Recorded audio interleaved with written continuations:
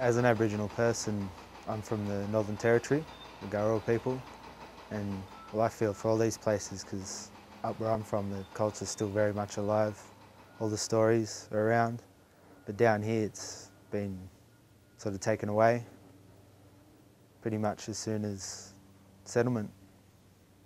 There are a lot of sites still around in the Ku-ring-gai Shire, and in this cave there's one here, looks like a bit of a fish. Can pick that out pretty good. Well, Bayami, one of the paintings we think's in this cave, he's usually depicted with his hands out like that, welcoming the people to the site, and he's the creator for this area. Well, with these areas there's residential, commercial building, people wanting to move in, like growth of population, and people graffitiing and wrecking these sites. Yeah, I'd like to acknowledge the Camaragal people, who are the traditional owners of this land, and pay respect to the elders past and present of the Ku-ring-gai Nation. We don't get taught anything at high school about Aboriginal people unless we choose the elective Aboriginal studies. We're the only country, in the entire world to have Aboriginal culture. We need to bring back places where children can go and feel safe, and certainly a problem that we face quite consistently is encouraging people to let go and not wrap their kids in cotton wool, and I think transport is a really obvious area in which that doesn't happen. I'm more concerned about the people who live on their own in the streets. With house affordability, there's like the younger generation not being able to move into the areas, the houses are too expensive. We must be sure that buildings are more energy efficient than most of them are now.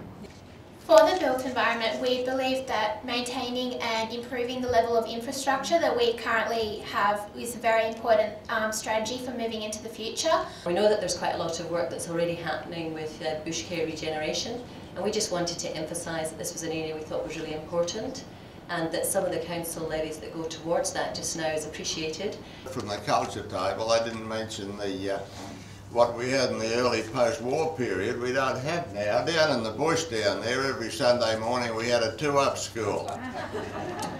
One of the main issues that we felt was pretty important in this day and age is inclusivity, which is that people need to feel that they belong. There needs to be a synergy between identity, business, consumers and inhabitants, and we didn't mention there a really important one, and council. We're people too. We just do things a bit differently. And the boys' school said, we'll just do anything pretty much, as long as there's girls at the end. We'll plant trees, we'll do anything. Reliability of technology means that technology sometimes breaks down, as you all, I'm sure, know. Very established, beautiful trees could be gone. This has been most enlightening, and I have found it absolutely amazing. It's terrific. Thank you very much. Good luck. It would encourage people to go on public transport more. If I live to 70, we may not even be able to power our most popular mode of transport.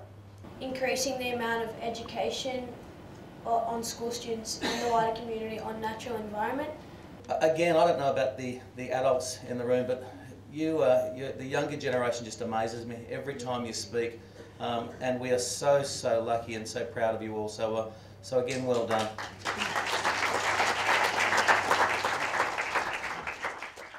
For now, we're identifying the issues, your visions, your aspirations for Ku-ring-gai.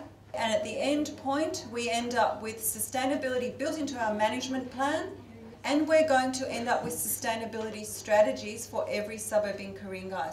Yes. I think that since the development of more high-tech technology, the animal race would die down, and the technology would take up some of their habitats and will eventually kill them in the long term.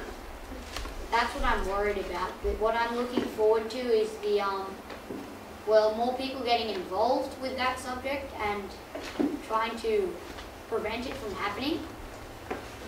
What people predict in 25 years' time in classrooms is that with the laptop, you will actually have a laptop, and then the teacher will send your worksheets to you on the computer, and there's webcam to, if you have questions, you on. So you won't have your teacher in the room? He or she will be somewhere else and you communicate by webcam. Quite a few people are like migrants from foreign countries, and it's important that they feel like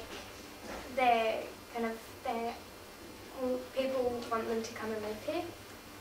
Yeah, and I think we'll live in the sky. And we might have robot teachers.